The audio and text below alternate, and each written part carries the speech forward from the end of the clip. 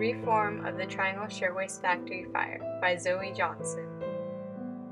On the corner of Green Street and Washington Place in Manhattan, New York, there was a building.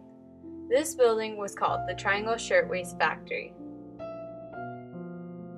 There were many workers here.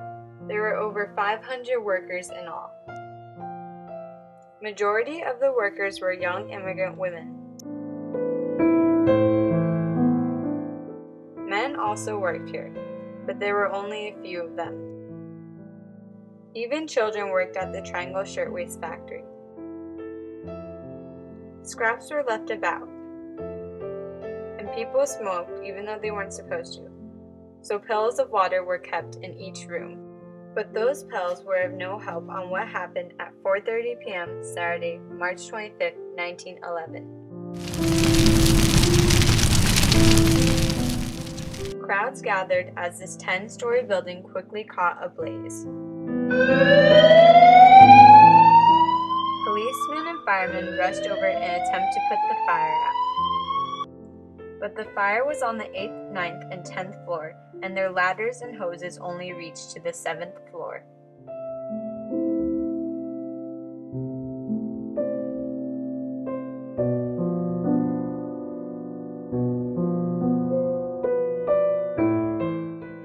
Workers realized they were trapped, so they then started jumping out windows and plummeted to the hard ground, where they tragically died.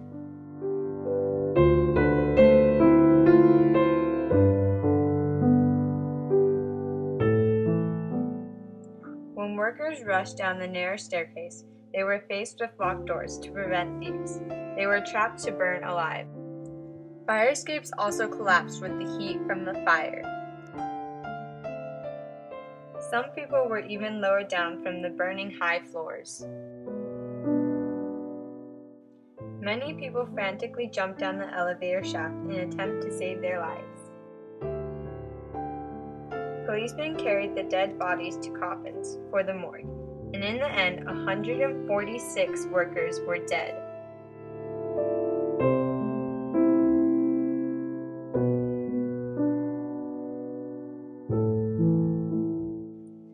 "49 died from fire and smoke, 36 died from jumping down the elevator shaft, 58 died from jumping out the windows, 2 died later in hospital from injuries."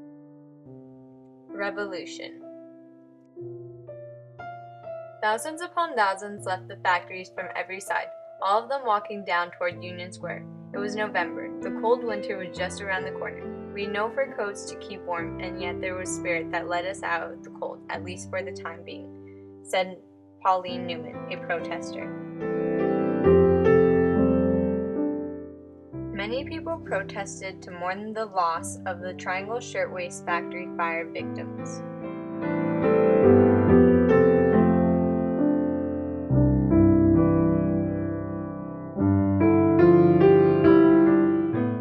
They gathered at the Union Square where they demanded new laws and better working conditions. They protested for 13 whole weeks.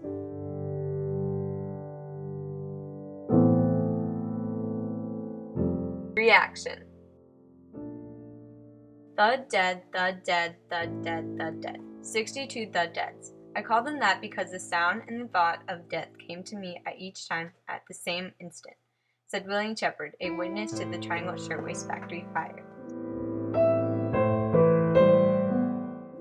"I was screaming all the time," said Sylvia Kimmeldorf, one of the victims of the Triangle Shirtwaist Factory fire. Many of the other victims were terrified just as well. The fire surged through the windows. Everyone panicked, ran, screamed, and didn't know what to do. "I became very frightened," said Mary Domsky Abrams, one of the victims of the Triangle Shirtwaist Factory fire.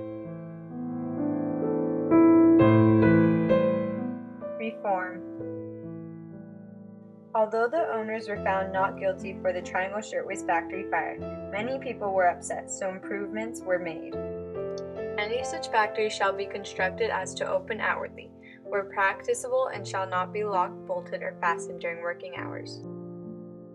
In the Triangle Shirtwaist Factory fire, the doors were locked, which prevented workers from leaving and killed them. Buildings with more than 2,500 square feet per floor, but less than 5,000 square feet per floor, require 2 staircases. Each additional 5,000 square feet per floor requires an additional staircase. In the fire, the stairs were too small for everyone to go down fast enough. Fire escapes must lead down to something more substantial than a skylight. The fire escape in the Triangle Shirtwaist factory fire collapsed and led to an unsubstantial surface. Buildings over 150 feet high must have metal trim, metal window frames, and stone or concrete floors. Child labor was against the law in 1911 also, but was more acknowledged after the death of many children. So although many lives were lost in this horrible tragedy, the result of this revolution will protect millions of people today and in the future.